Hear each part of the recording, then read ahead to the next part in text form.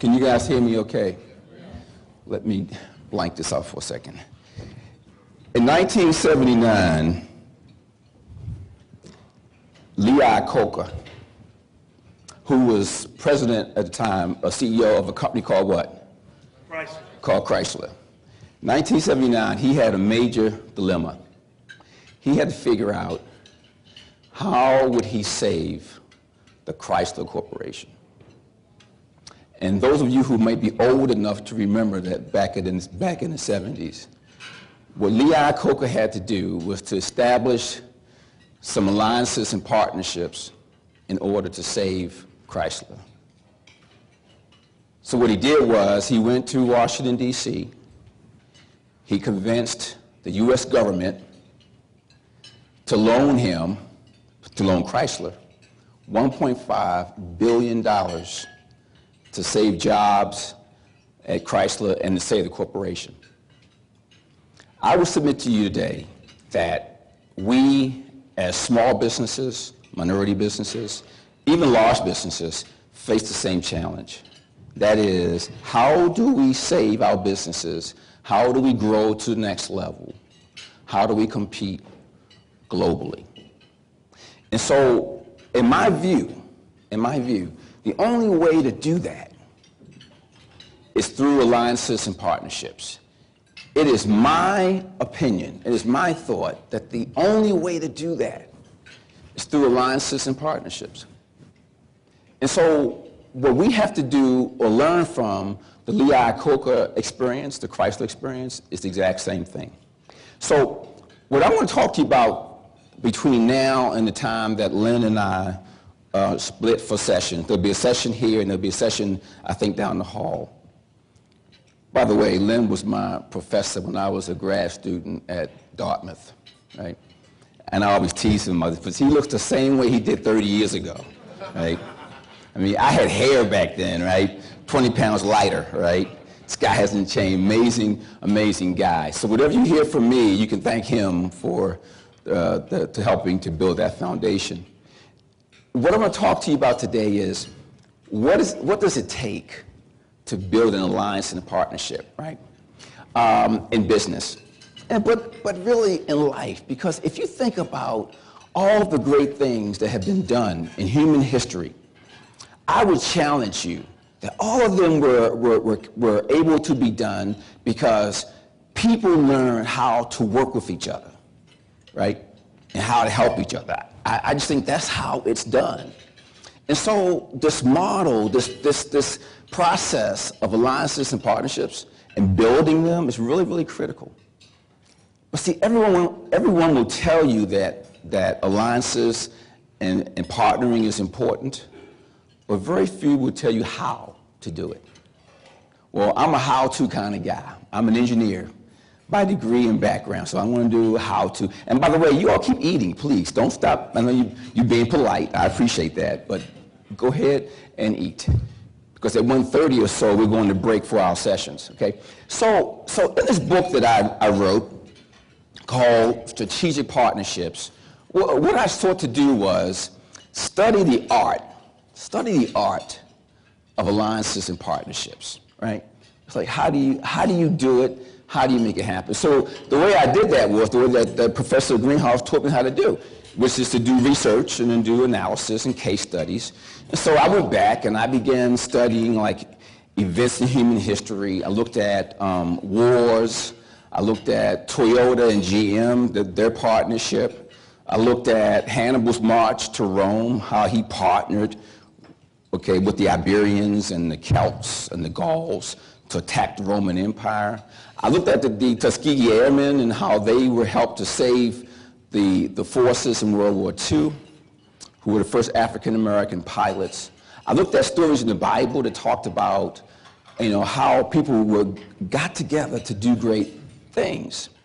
And so I have all these stories and case studies in the book that are backdrops to what needs to happen to build alliances and partnerships. So what I want to do now for this session is to use one of the stories as a backdrop to explain, to give you a mental model, if you will. Can you all say mental model? Mental model, right? At a high level as to how we should go about building alliances and partnerships.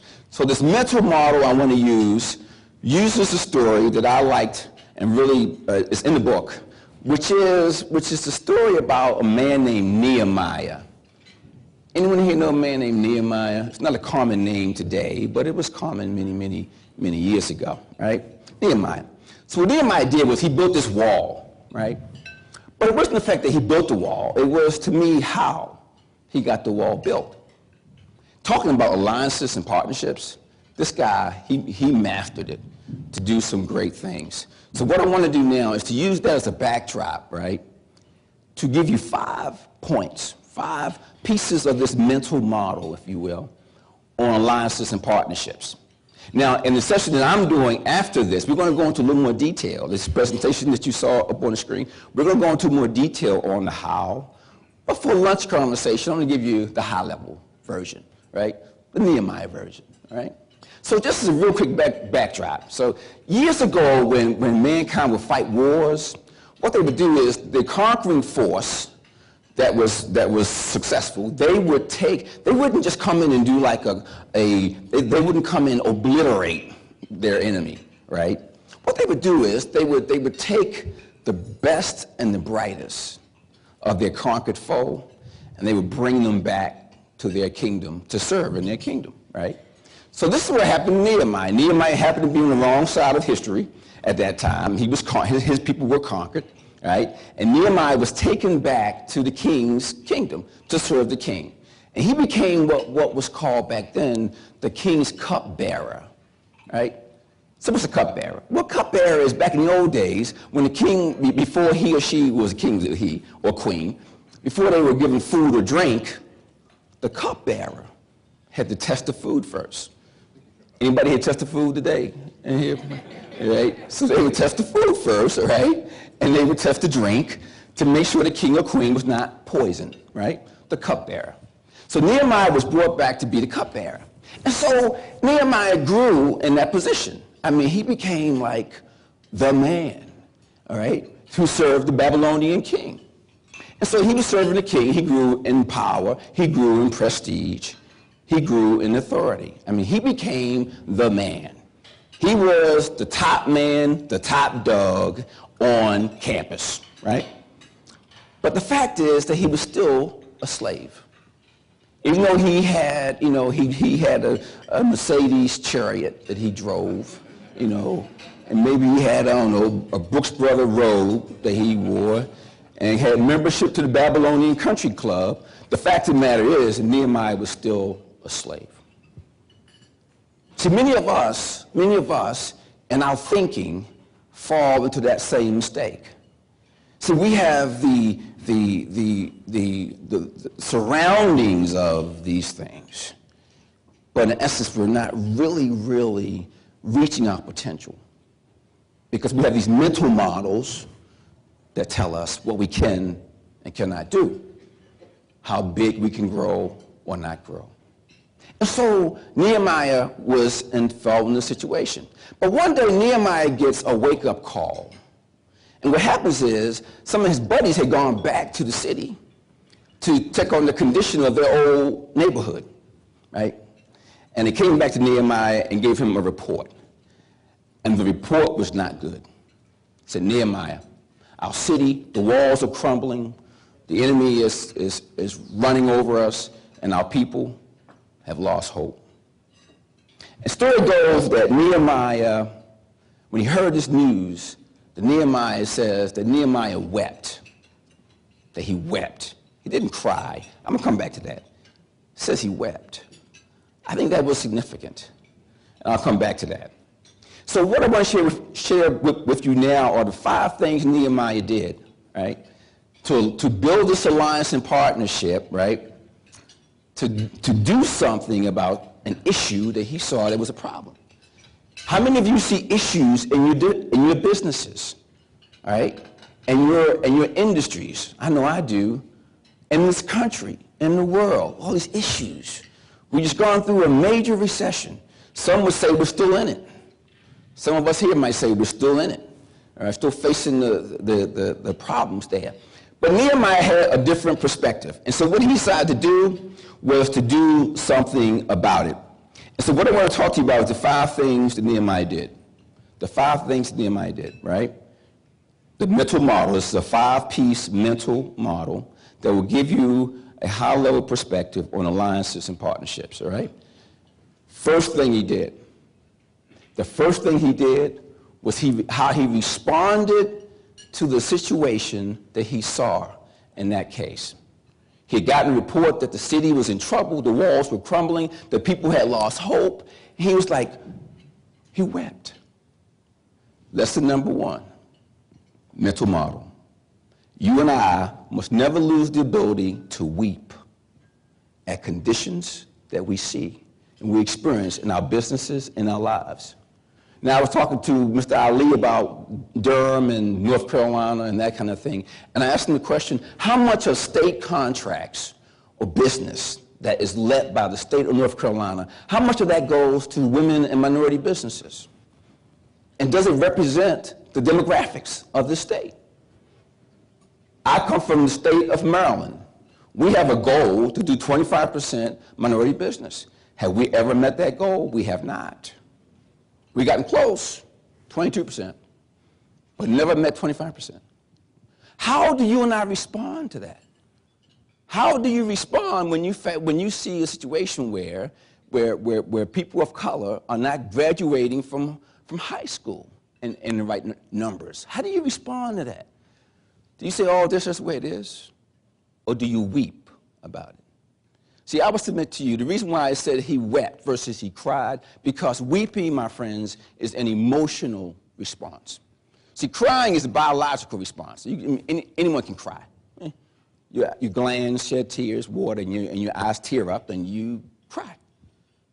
But weeping is an emotional response, because weeping ties the physical event to something internal to you and I that drives us to make a change, to fix it, and to commit ourselves to doing that. That's what weeping does. I'm saying to you and your businesses, folks, if you want to be bigger, better, and best, can you all say that? Bigger, better, best? Can you say it fast? Bigger, better, best, right? You're going to need partners. You're going to need people to help you. But you first got to recognize you need help, that you can't do it by yourself, nor can I. We need partners, we need alliances. So Nehemiah taught the number 1 thing was to weep. Never lose this ability to weep. When I see conditions in my neighborhood, when I see people struggling and the disparity in contracts and wealth distribution, I say, wait a minute, this is not right. We must make a change. Weep, right? Having that emotional response to that situation. That's lesson number 1. Lesson number 2. Lesson number 2 says that your present does not define your future. Your present does not define your future. In my company, we're in the IT field and energy field, and every deal we do, we have partners. I do no deals without partners. Everything I do, we're doing solar projects, wind projects, IT projects, and everything I do, we have partners. Because I've learned that my present does not dictate my future. How many of us want to be bigger, better, best? Right? But that cannot be defined, it cannot be defined by where you are today. When I was a kid, there was I had a speech impediment. It was called stuttering. Anyone here ever know about that? Well, back in the old days, I'll show you my age. Back in the old days, if you had a speech impediment, right, you would go to what was called speech class. So every afternoon at 1:30, they make an announcement on the intercom. All students who have a speech impediment, report to room 202 for therapy. Okay, so you can imagine, you know how cruel kids can be, right? So I'm getting it. It was so bad, they called me Mumbles. Mumbles was my nickname. You know what I'm saying, sister? Mumbles. Like the Dick Tracy character, Mumbles, right? Because there was a problem. If I had let my present dictate my future, I would not be here today. Now I've been blessed where I can speak to folks like you all over the world and share whatever wisdom the Lord has given me, right? But if you let your present dictate your future, then you're limited. That's a problem. I needed partners to help me do that. I had a speech teacher. I had a loving mother and father. See, it took partnerships to make that happen. Because when you want to do big things, folks, you need someone to help you. You need someone to help you, right? And so we learned that your present does not dictate your future. That's number 2. Your present does not dictate your future. I know in my company, we started in information technology. We're now doing stuff in energy. My present does not dictate my future because I've learned the power of partnerships and alliances. That is lesson number 2. Lesson number 3. You must allow your partners, whoever you decide to partner with, and by the way, anyone in this room could be one of your partners, right? I'm going to teach in the session after this afternoon, how you do that. I call it the color ball model. Anyone in this room could be your partner. If not today, tomorrow. But one of the keys to successful alliances and partnerships is you got to allow your partners to do what they do. See, too many times in business, we try to get companies to do things that's not in their core. It's not what they do well. And 9 times out of 10, it doesn't work. It doesn't work out. When Nehemiah had to build this wall, he did 2 things. He had alliances and partnerships with his superiors, with his subordinates, and his peers. I call it the STAR model. You got it? The STAR model. Alliances with your superiors, your subordinates, your peers. You have to master alliances at all those levels to be successful. When Nehemiah says, look, if I'm going to build this wall, I need bricklayers, I need mortar folks who can do mortar, I need folks that can put stick and make the cement. I need all these different people to get this done. I need permission from the king to leave. Nehemiah had to go to the king. He said, King, I got a question for you. I have a request. I need to go back to my neighborhood to rebuild it. Can you imagine that? A slave going to the king and saying, King, I need to go. Nehemiah needed permission to get to the territory. He had to deal with the guys who controlled the woods. He had to buy wood and buy materials. Then when he got to Jerusalem, he had to negotiate with the unions, if you will. I call them unions, all right, the people who were there. But what he did was he allowed them to work, one, near where they lived. So wherever they built the wall, they built the wall near where they lived, right? Comfort, all right? And he also allowed them to do what they did. If they were a bricklayer, they laid brick. If they were a mortar person, they did mortar. When you have an alliance, you got to spend as much time as you can learning as much as you can about your potential partner. Because you got to make sure he or she is aligned with what he or she does well. When we partner with IBM, they know where we're good and where we're not. If I'm partnering with Sun Edison, which is a big solar company, they know where we specialize and where we don't. Same for us. So we know where we fit, and therefore we can build these businesses, we can build larger plants, right? And everyone can win and be successful in that progress. So Nehemiah learned that. So you got to allow your partners to do what they do, work where they work. But that requires you and I investing time in relationship. Can we say relationship? Right? Because you know that's what business is, right, folks? Business is converting, this is my definition, converting relationships into contracts, contracts into cash flow into wealth. There it is. Business is about relationships. And therefore, if I'm going to build alliance and partnership, I must know my partner by spending time and investing in the relationship. Lesson number 4. You must be able to build your alliances and your partnerships despite what noise is going around you at any given time. And what's the noise? The noise are the distractions, right? What would you say are some noise items today in your world today? Talk to me. What would it be? Naysayers. That's a big one. Sorry? Slow economy, recession, absolutely. How about this, please? Fewer. Oh my goodness. He said fuel prices. Amen, amen, sir. Fuel prices, my Lord.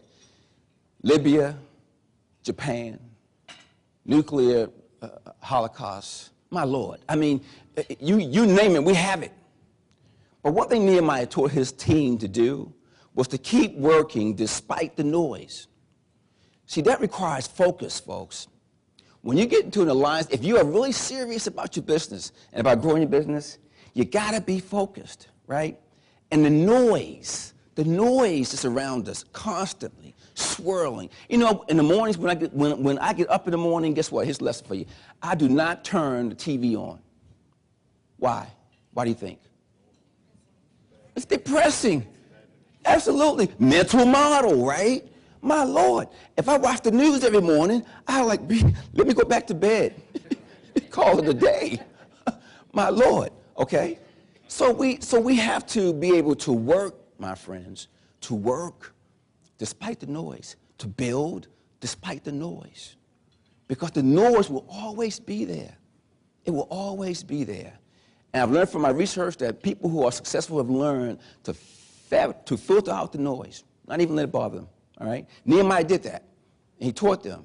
He said, look, you stay focused on this thing because we got a lot of work to do, okay? Lesson number 5. Lesson number 5. Nehemiah taught his team to watch, to work, and to war if necessary. To watch, to work, right? And to war, W-A-R, war, fight, right? Why was that? Watch for what? Watch for what? Well, in that case, the watching was watching for who's coming across the wall. Who's coming to take us out? How many of you are watching now in your environments? How many of you here are watching your politicians to see what kind of policies they're implementing that will impact your business?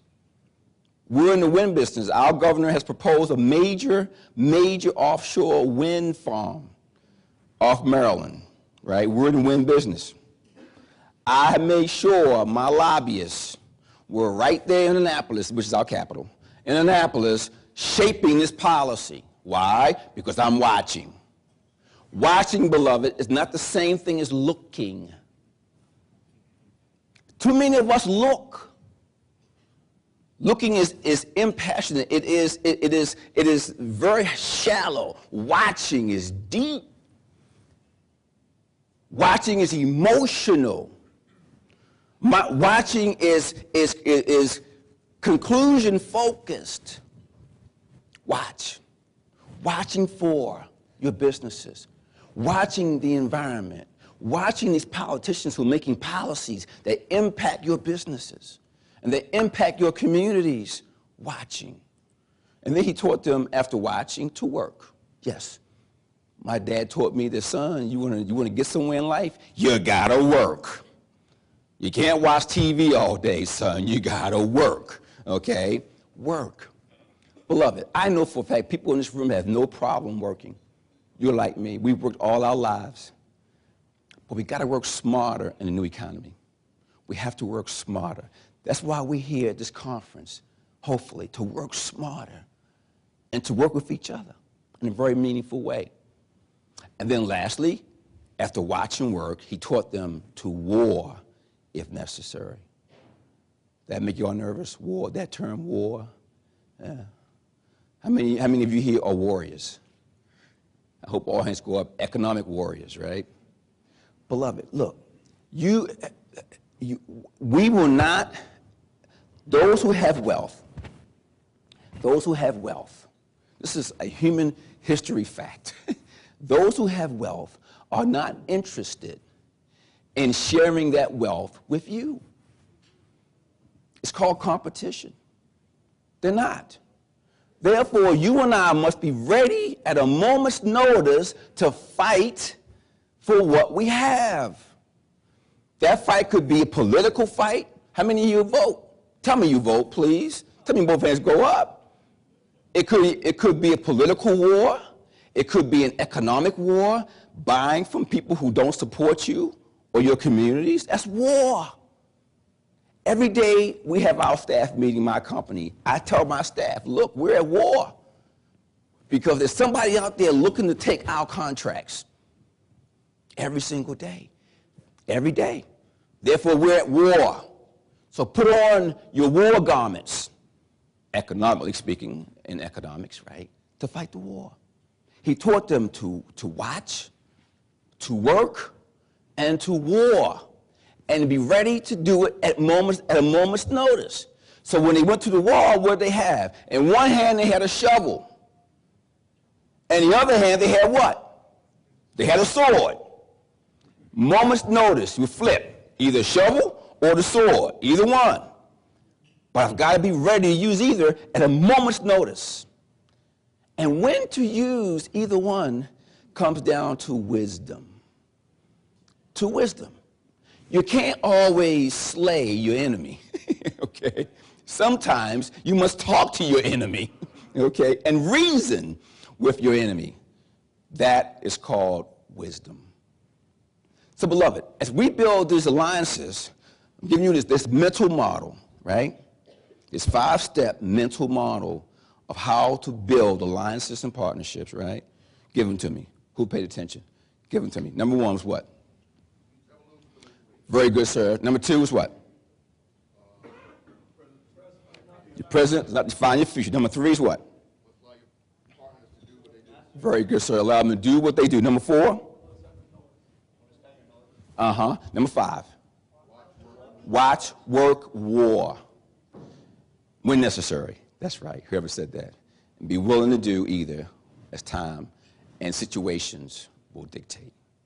As Farad said in his opening comments, I have committed my life to taking whatever blessings I've been given and leveraging them to benefit humanity, right? So in my company, we have a policy. Every year we look at our profits and we take a % of our profits and we give it away, right? And we're not IBM. We're not, ExxonMobil. We're just a company trying to do the right thing, right? A lot of that money goes to do mission work all over the world. Orphanages in Tanzania, hospitals in Ghana, things in Zimbabwe, Brazil, Vietnam. That's why I'm a poor man today. I don't have no money today. I just give it away. It's like I give it away, right? But it's all right. I'm still happy, though. That's all right. It's a good thing. It's all right. So on one of my recent trips, as I close, we're building an orphanage in Tanzania, right near Mount Kilimanjaro. If you've ever been to Tanzania, you should go if you haven't, right? And we're building this orphanage there. But you got to fly into what's called Mount Kilimanjaro Airport, which is in Tanzania. And so I was flying on KLM, and I missed the flight in Europe, so I had to get a later flight that got us into Tanzania close to midnight. And so we're coming in to land into Tanzania at the Mount Kilimanjaro Airport. If you've ever flown into third world country airports, you know it is an experience at best. It is an experience. So we're flying in, it's close to midnight, and the pilot begins to try to land the plane on the runway, and he's descending the airplane, and the plane all of a sudden stalls. In midair, just stalls, right? So he guns the engines, and he goes back up again, right? So he goes around a second time, and he goes to make an attempt to land a second time. So he's flying in, he's going down, he's descending, and all of a sudden the plane stalls again. And he guns the engines, and the plane takes off again for a third time. Now, this time he gets on the intercom, he says, I'm about to make a third attempt. He didn't say what happened. He said, I'm about to make a third attempt to land this plane. He said, if I am unsuccessful, I will be forced to reroute to Mombasa, Kenya, which is about a 2 or 3 hour flight away from where we were going, right? So, but you ever notice on an airplane, when things aren't going so well, it gets real quiet. People stop talking. They don't want to talk too much, right? And I'm sitting there praying. I'm going to tell you the truth. I'm sitting there, I'm praying, right? Okay. So he goes around third time to make this landing, right? Plane comes down, the plane stalls again. But this time, he doesn't gun the engines. He keeps going, down, down, down, and finally, the wheels touch the runway. So we clap and everybody's happy and all that, and we're deplaning the plane. And so, me being from the projects, I could not leave the plane without first asking the pilot what happened, right? Because I'm from the projects, right? I'm like, what happened, right? So I go to the pilot, say, sir, what happened?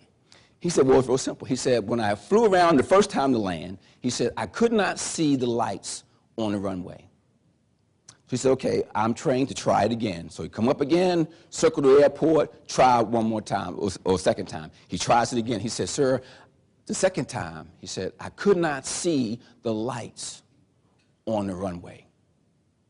He says, the third time I came around, he said, I came down to land and I couldn't see the lights, but just as I was about to take off again, he said, I saw a flicker of a light. And he said, that flicker of a light was enough for me to know with confidence that the runway was there.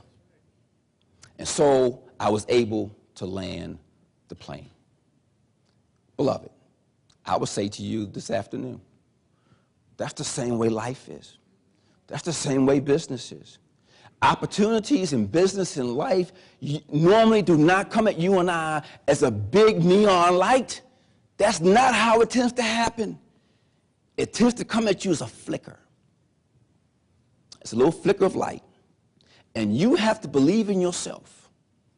And if you're like me, you believe in God too, okay? But you got to believe in something for you to take that flicker of light and believe it's an opportunity there for you. I hope that this conference, that you all see enough flickering of light, and you believe in it. You believe in the light, and you go to it. And I believe that our businesses as a whole, through alliances and partnerships, will be a much better place because of that. So I want to thank you all so much for this time together. And Dr. Ali, I call him doctor because he's so wise and smart. So, and my friend, he's my friend. Thank you so much, y'all. Thank you all very much.